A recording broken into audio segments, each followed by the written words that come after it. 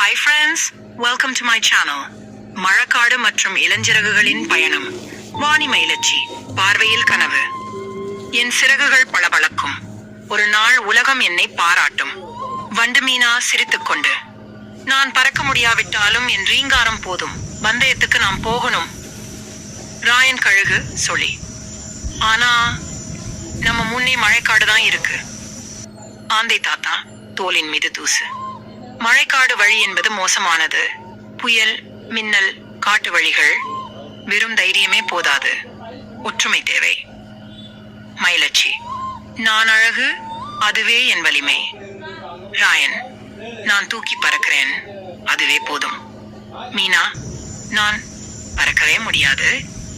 ஆந்தை தாத்தா சிரித்தபடி. பக்க நீங்க எல்லாம் என்ன கத்திக்கிட்டு வரீங்க? போங்க, நேரம் காத்து கிடக்குது. மழை சத்தம், வானில் மின்னல். மயிலச்சி, இங்கு காற்று சுழலுது, என் சிறகுகள் சுழலுது. மீனா, காற்று வடக்கே செஞ்சிக்குது, சற்றே விலகி போங்கள். ராயன் பயந்து, நான் உயரம் பார்க்க முடியல, விழப்போறேன். மீனா சிரித்தபடி, நீ வாழக்கொடு, நான் உன்னை கையில பிடிக்கிறேன். மழைக்காட்டில் பாதையில் பூனை வருகை. பூனைப்பட்டி திடீரென தோன்றி, ஓஹோ, பறவைகள் பந்தயம் போறீங்க, இந்த வழி சுருங்க வழி, நேரா போங்க. மயிலச்சி, நீங்க யார்? பூனைப்பட்டி, நான் காடுகளின் வழிகாட்டி.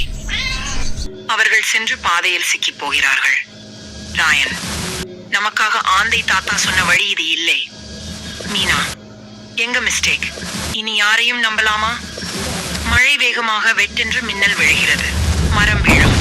மயிலச்சி சிரம் உயர்த்தி, நாம் ஒன்றாக இருந்தால்தான் வெல்ல முடியும், ஒவ்வொருவரும் ஒருவருக்காக.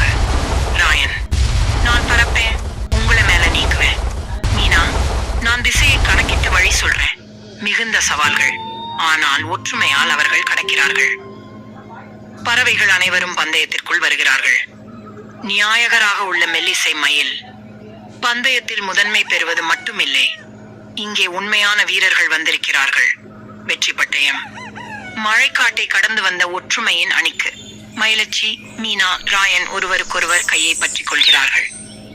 ஆந்தை தாத்தா, மழை வந்து போகும், இருட்டும் இளமைக்கும் இடையே ஒற்றுமை என்ற ஒளிதான் வழிகாட்டும். மயிலச்சி, நான் இனி ஒருவராக அல்ல. ராயன், நான் என் பயத்தை வென்றேன்.